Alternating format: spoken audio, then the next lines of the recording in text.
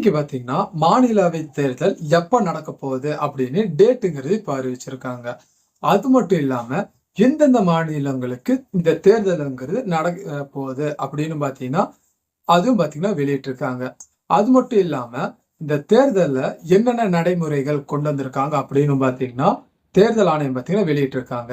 இது எல்லாத்தையும் தான் பத்தி தான் நம்ம இந்த வீடியோல பாத்தீங்கன்னா சுருக்கி உங்களுக்கு புரியுற மாதிரி நான் சொல்ல போறேன். சரிங்களா?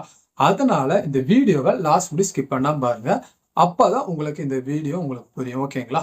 சரி வாங்க இப்ப டைம் வேஸ்ட் பண்ணாம நம்ம வீடியோக்குள்ள போய் பார்க்கலாம். ஃபர்ஸ்டா பாத்தீங்கன்னா எந்தெந்த மாநிலங்களுக்கு இந்த தேர்தலுங்கிறது நடைபெறுது அப்படின்னு ஃபர்ஸ்ட் பார்த்துடலாம். சரிங்களா? ஃபர்ஸ்ட் பாத்தீங்கன்னா நம்ம தமிழ்நாடுக்கு, அடுத்தது பாத்தீங்கன்னா நம்ம கேரளா, அதுக்கப்புறம் மேற்கு வங்காளம், அதுக்கப்புறம் பாத்தீங்கன்னா அசாம், அதுக்கப்புறம் புதுச்சேரி. மொத்தம் இந்த 5 மாநிலங்கள்ல தான் பாத்தீங்கன்னா தேர்தலுங்கிறது நடைபெற போகுது. அடுத்தது இந்த 5 மாநிலங்கள்ல எப்பப்போ தேர்தல் நடைபெறுது அப்படின்னு பாத்தீங்கன்னா தேதிகளும் சொல்லியிருக்காங்க. அது என்னென்ன தேதிகள் அப்படின்னு இப்போ ஒன் பை ஒன்னா ஃபர்ஸ்ட் பார்க்கலாம். சரிங்களா? ஃபர்ஸ்ட் பாத்தீங்கன்னா நம்ம தமிழ்நாடுல வேட்புமனு தாக்கல் பாத்தீங்கன்னா 30/3/2026 அப்போ பாத்தீங்கன்னா வேட்புமனு தாக்கல் பண்ணலாம். அடுத்தது இந்த வேட்புமனு தாக்கல் பண்றாங்களா அதோட நிறைவு நாள் பாத்தீங்கன்னா 6/4/2026 இதோட பாத்தீங்கன்னா வேட்புமனு தாக்கல் பாத்தீங்கன்னா இந்த டேட்டுக்குள்ள நீங்க பாத்தீங்கன்னா வேட்புமனு தாக்கலை நீங்க கொடுத்துருந்துருக்கணும். அதுக்கப்புறம் இந்த வேட்புமனு தாக்கல் தந்திருக்கீங்களா அதை பாத்தீங்கன்னா அவங்க பரிசீலிக்கிற நாள் அதுவும் சொல்லியிருக்காங்க. அது எப்பன்னு பாத்தீங்கன்னா 7/4/2026 இதுல பாத்தீங்கன்னா நம்ம தந்த வேட்புமனு தாக்கலை பாத்தீங்கன்னா அவங்க பரிசீலனை பண்ணுவாங்க. அடுத்தது இப்ப வேட்புமனு தாக்கல் நீங்க தந்திருக்கீங்களா அதை பாத்தீங்கன்னா நீங்க திரும்ப பெறும் நாள் அது பாத்தீங்கன்னா கடைசி நாள்னு சொல்லியிருக்காங்க. அது எப்போனா 9/4/2026 இதோட பாத்தீங்கன்னா நீங்க தந்த வேட்புமனு தாக்கல் உங்களுக்கு அதுல இந்த தேர்தல் சந்திக்க விருப்பம் இல்லாட்டி அந்த வேட்புமனு தாக்கலை பாத்தீங்கன்னா நீங்க திரும்பி பெற்றுக்கொள்ளலாம். லாஸ்டா பாத்தீங்கன்னா நம்ம வாக்கு செலுத்துற நாள் இதுதான் பாத்தீங்கன்னா எல்லாத்துக்கும் முக்கியமான நாள்னு சொல்லலாம். இது எப்பன்னு பாத்தீங்கன்னா 23/4/2026 இதுதான் பாத்தீங்கன்னா நீங்க வாக்கு செலுத்துறதுக்கான நாள். அதுக்கப்புறம் வாக்கு எண்ணிக்கை நாள் எப்பன்னு பாத்தீங்கன்னா 4/5/2026 இந்த டேட்ல தான் பாத்தீங்கன்னா வாக்குகள்ல எண்ணப்படும் அப்படின்னு சொல்லியிருக்காங்க. இதெல்லாம் பாத்தீங்கன்னா நான் இப்ப சொன்னது நம்ம தமிழ்நாட்டுக்குள்ள. அடுத்தது பாத்தீங்கன்னா அசாம்ல பாத்தீங்கன்னா வாக்குகள் செலுத்தும் நாள் எப்பன்னு பாத்தீங்கன்னா 9/4/2026 அப்பதான் பாத்தீங்கன்னா வாக்குகள் செலுத்தப்படும் நாள். ஓகேங்களா? அதுக்கப்புறம் வாக்குகள் எண்ணப்படும் நாள் பாத்தீங்கன்னா 4/5/2026 இப்பதான் பாத்தீங்கன்னா வாக்குகள் எண்ணப்படும் அப்படின்னு சொல்லியிருக்காங்க. அடுத்து பாத்தீங்கன்னா நம்ம பக்கத்துல இருக்கிற புதுச்சேரி தான். புதுச்சேரியில பாத்தீங்கன்னா வாக்குகள் நம்ம வாக்கு செலுத்தும் நாள் பாத்தீங்கன்னா 9/4/2026 இதெல்லாம் பாத்தீங்கன்னா நீங்க வாக்குகள் செலுத்த முடியும். அடுத்தது இந்த வாக்குகள் எண்ணும் நாள்னு பாத்தீங்கன்னா 4/5/2026 இதுலதான் பாத்தீங்கன்னா வாக்குகள் புதுச்சேரி வாக்குகள் இருக்குல்ல அது பாத்தீங்கன்னா எண்ணப்படும் அப்படின்னு சொல்லியிருக்காங்க. அடுத்தது பாத்தீங்கன்னா நம்ம கேரளால பாத்தீங்கன்னா அங்கேயும் வாக்கு செலுத்தும் நாளுங்கிறது 9/4/2026 தான். அங்க அவங்க செலுத்தின வாக்க பாத்தீங்கன்னா எண்ணும் நாளுங்கிறது 4/5/2026 இதுலதான் பாத்தீங்கன்னா நீங்க செலுத்தின வாக்குகள் எண்ணப்படும் அப்படின்னு சொல்லியிருக்காங்க. மேற்கு வங்காளத்துல பாத்தீங்கன்னா அங்க மட்டும் 2 கட்டமா வாக்குகள் பாத்தீங்கன்னா அவங்க செலுத்துறதுக்கு 2 ஃபேஸா பிரிச்சிருக்காங்க. ஃபர்ஸ்ட் பாத்தீங்கன்னா 23/4/2026 இது பாத்தீங்கன்னா ஃபர்ஸ்ட் ஃபேஸ். இந்த டேட்ல பாத்தீங்கன்னா ஒரு வாக்குங்கிறது நீங்க செலுத்திக்கலாம். அடுத்தது ஃபேஸ்ல பாத்தீங்கன்னா நீங்க இப்போ செலுத்தாதவங்க பாத்தீங்கன்னா அடுத்த ஃபேஸ்ல நீங்க செலுத்திக்கலாம். அது என்ன டேட்னா 29/4/2026 இந்த டைம்ல பாத்தீங்கன்னா நீங்க ஃபர்ஸ்ட் ஃபேஸ்ல நீங்க செலுத்த மறந்துருந்தாலும் செகண்ட் இதுல பாத்தீங்கன்னா நீங்க வாக்குங்கிறது செலுத்திடலாம். அடுத்தது இப்ப இந்த வாக்குகள் எண்ணப்படும் நாள்னா அதுவும் சேம் தான். 4/5 அதுக்கப்புறம் பாத்தீங்கன்னா 2026 இதுலதான் பாத்தீங்கன்னா மேற்கு வங்காளத்துல வாக்கு செலுத்திருக்காங்களா அந்த வாக்குகள் பாத்தீங்கன்னா எண்ணப்படும் நாள். இதெல்லாம் தான் பாத்தீங்கன்னா இந்த 5 மாநிலங்கள்ல எப்போ வாக்குகள் செலுத்தப்படணும்னு அவங்க டேட் சொல்லியிருக்காரு நான் உங்களுக்கு சொல்லிட்டேன். அதுக்கப்புறம் வாக்குகள் பாத்தீங்கன்னா எண்ணப்படும் நாளும் உங்கள்கிட்ட நான் சொல்லிட்டேன். சரி அடுத்தது பாத்தீங்கன்னா இந்த டோட்டல் இப்போ இந்த 5 மாநில நம்மளுக்கு இப்போ இந்த எலெக்ஷன் நடக்குதுல்ல அந்த எலெக்ஷன்ல டோட்டலா எவ்வளவு பேர் பாத்தீங்கன்னா வாக்களிக்க போறாங்க அப்படின்னு நம்ம பார்த்துலாம். ஓகேங்களா?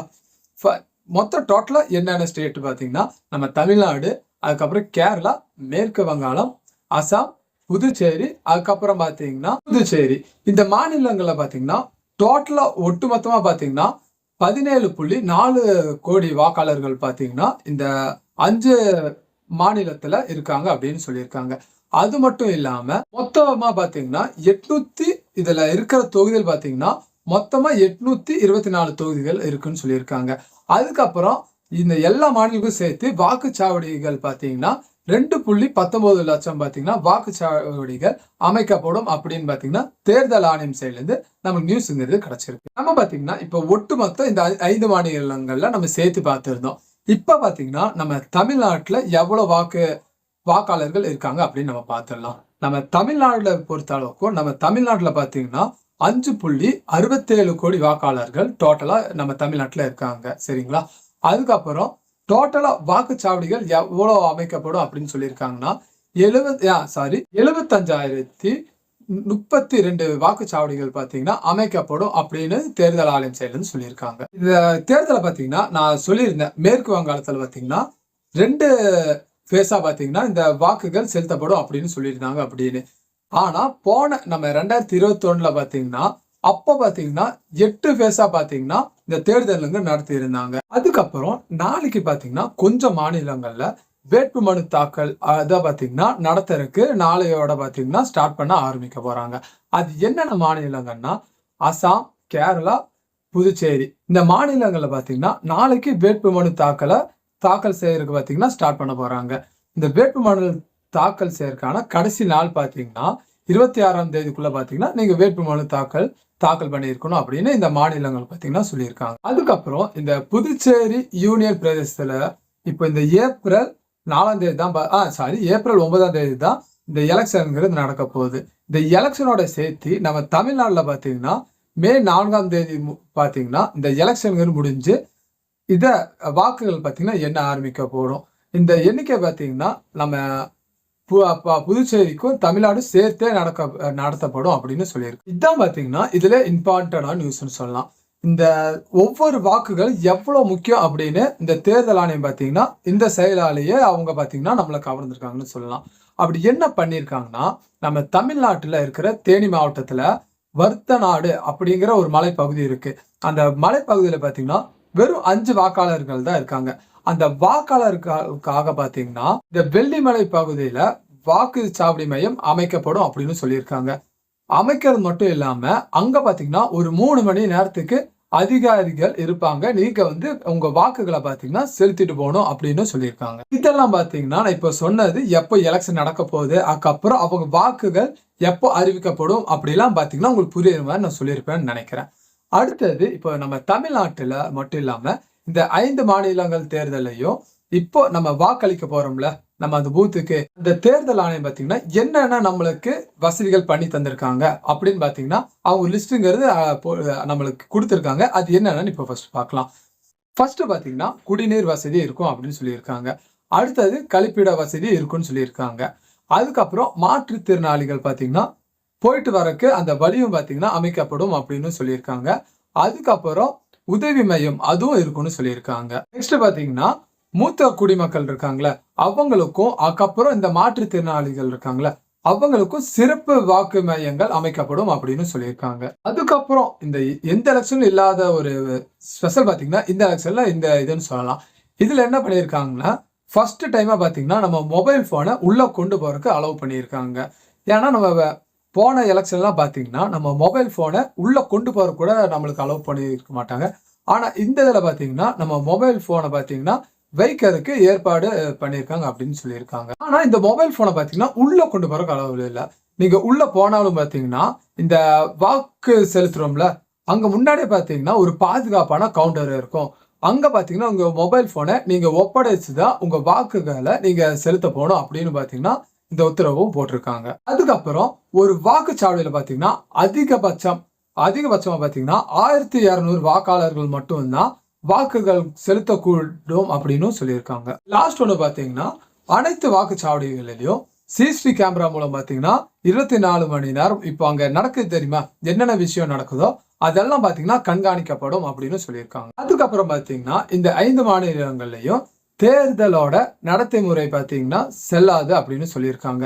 இப்போ இவங்க தேர்தல் இப்போ டேட் அறிவிச்சிட்டாங்களே இதுல இருந்து இவங்க என்னென்ன சொல்றாங்களோ அது மட்டும்தான் அமல்ல இருக்கும் அப்படின்னு சொல்லியிருக்காங்க. ஃபர்ஸ்டா பாத்தீங்கன்னா அரசு சார்பில் பாத்தீங்கன்னா புதிய திட்டங்கள் அதுக்கப்புறம் அறிவிப்புகள் பாத்தீங்கன்னா வெளியிட முடியாது அப்படின்னு சொல்லியிருக்காங்க. அடுத்த பாயிண்ட், நீங்க பாத்தீங்கன்னா 50,000 ரூபாய் அதுக்கு மேல ஏதாச்சும் நீங்க பணத்தை எடுத்துட்டு போற மாதிரி இருந்துச்சுன்னா அந்த பணத்துக்கு பாத்தீங்கன்னா உரிய ஆவணம் வச்சிருக்கணும். அப்படி இல்லாட்டி அந்த பணத்தை பாத்தீங்கன்னா நாங்க பறிமுதல் செஞ்சிருவோம் அப்படின்னு சொல்லியிருக்காங்க. அதுக்கப்புறம் இந்த கட்சி தலைவர்களா இருப்பாங்களே அவங்களோட படங்களா இருக்கட்டும், இல்ல சிலையா இருக்கட்டும், அதுக்கப்புறம் பாத்தீங்கன்னா இப்ப செவுத்துல டிராயிங் இதெல்லாம் வரைஞ்சிருப்பாங்களே அது எல்லாத்தையும் பாத்தீங்கன்னா உடனடியா மூட வேணும் அப்படின்னு பாத்தீங்கன்னா ஒரு உத்தரவுங்கிறது போட்டிருக்காங்க. அதுக்கப்புறம் ராத்திரி 10 மணிக்கு மேல பாத்தீங்கன்னா மக்களோட பொதுக்கூட்டங்கள் பாத்தீங்கன்னா நடத்தவே கூடாது அப்படின்னு சொல்லியிருக்காங்க. லாஸ்டா பாத்தீங்கன்னா இந்த தேர்தல் நடக்குதுல்ல, இந்த மாவட்டங்கள்ல பாத்தீங்கன்னா எல்லா மாவட்டங்கள்லயும் எல்லைகள்ல பாத்தீங்கன்னா சோதனை சாவடிகள் அமைச்சு அதை பாத்தீங்கன்னா கண்காணிக்க வேண்டும் அப்படின்னு சொல்லியிருக்காங்க. இதெல்லாம் தான் பாத்தீங்கன்னா இந்த தேர்தல்ல இப்ப அறிவிச்சிருக்காங்களா. இப்ப என்னன்னா அவங்க தேர்தல் இதெல்லாம் பாத்தீங்கன்னா விதிமுறைகள் அமலுக்கு வரப்போகுது அப்படின்னு நான் உங்களுக்கு சொல்லியிருக்கேன். இது உங்களுக்கு பாத்தீங்கன்னா புரிஞ்சிருக்கும்னு நான் நினைக்கிறேன். இப்ப சொன்ன இந்த நடத்தை விதிகள்லாம் பாத்தீங்கன்னா இவங்க எப்போ இந்த தேர்தல் டேட்டுங்கிறது சொன்னாங்களோ அதுல இருந்து பாத்தீங்கன்னா இது அமல்ல வந்திருக்கும் அப்படின்னு சொல்லியிருக்காங்க. இது இவங்க எப்போ இந்த அமலை பாத்தீங்கன்னா எப்போ இது இந்த தேர்தல முடியுதோ அப்பதான் இந்த இதை பாத்தீங்கன்னா நாங்க அகற்றுவோம் அப்படின்னு சொல்லியிருக்காங்க. இதெல்லாம் தான் பாத்தீங்கன்னா இந்த தேர்தல் அறிவிச்சதுல இருந்து அவங்க சொன்ன இந்த விதிமுறைகள் அதுக்கப்புறம் இந்த தேர்தல் தேதிகள் எப்போ நடக்குது அப்படின்லாம் உங்களுக்கு புரியுற மாதிரி நான் சொல்லியிருக்கேன் நான் நம்புறேன். இந்த வீடியோ பத்தின கருத்து அப்படி ஏதாச்சும் உங்களுக்கு இருந்துச்சுன்னா அதை பாத்தீங்கன்னா கீழே கமெண்ட்ஸ்ல கண்டிப்பா சொல்லிட்டு போங்க, ஓகேங்களா? அதுக்கப்புறம் இந்த தேர்தல் டேட் இதெல்லாம் அவங்க சொல்றாங்களே அது நம்மளுக்கு கம்ஃபர்டபுளான டேட்டா தான் இருக்கா, அப்படி இல்லை வேற ஏதாச்சும் டேட்ல வச்சா நல்லா இருக்குமா அப்படின்னு கீழே கமெண்ட்ஸ்ல அதுவும் சொல்லிட்டு போங்க. அதுக்கப்புறம் இந்த விதிமுறைகள்லாம் இவங்க நிறைய சொல்லியிருக்காங்களே இந்த விதிமுறைகள்ல ஏதாச்சும் மாற்றங்கள் பண்ணலாமா, இல்ல இதை இன்னொன்னா புதுசா கொண்டு வரலாம் அப்படின்னு உங்களுக்கு ஒரு தாட் இருக்கும்ல, அது என்ன அப்படிங்கிறது அதையும் கீழே கமெண்ட்ஸ்ல கண்டிப்பா சொல்லிட்டு போங்க, சரிங்களா? அதுக்கப்புறம் இந்த வீடியோவை நீங்க இவ்வளவு நேரம் பார்த்துருந்தீங்கன்னா நம்ம வீடியோவை ஒரு லைக்ங்கிறது கொடுத்துருங்க. அதுக்கப்புறம் இந்த சேனலை இப்போ நீங்க ஃபர்ஸ்ட் டைம் பாக்குறீங்கன்னா நம்ம சேனலையும் சப்ஸ்கிரைப் பண்ணி வச்சுக்கோங்க. அப்பதான் இந்த மாதிரி இன்ட்ரெஸ்டான வீடியோ நான் அப்லோட் பண்ணும்போது உங்களுக்கு பாத்தீங்கன்னா நோட்டிபிகேஷன்ல உடனே காமிக்கும், ஓகேங்களா? சரி, உங்களை பாத்தீங்கன்னா இன்னொரு வீடியோல நான் சந்திக்கிறேன். தேங்க்யூ.